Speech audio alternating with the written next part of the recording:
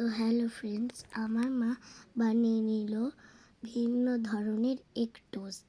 প্রথমে পাউরুটিগুলো কুচে রাখা ছিল, আমার মা দিয়ে দিল। তারপরে 2 চামচ চিনি, 1 চামচ গোলমরিচ, 2 চামচ লবণ দিয়ে দিলে, একটু পাতিলেবুর রস আর একটা ডিম।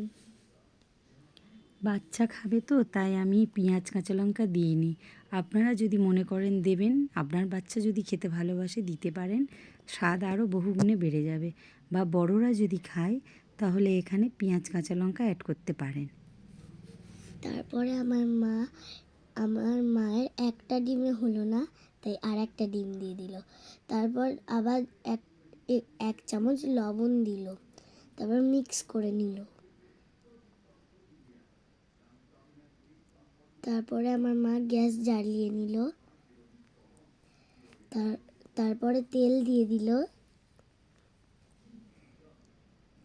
তারপরে যে ব্যাটারটা বানিয়েছিল সেটা কড়াই দিয়ে দিল।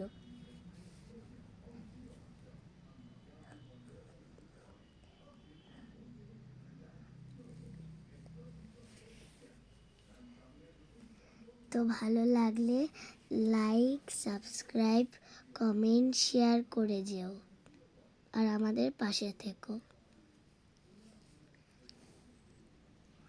এবার আমার মা একটু উল্টে নিল।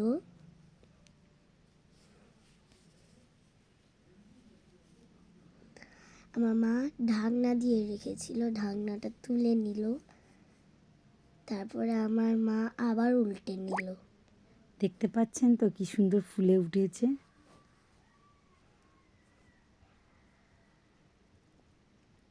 এবার আমার মা প্লেটে রেখে দিল।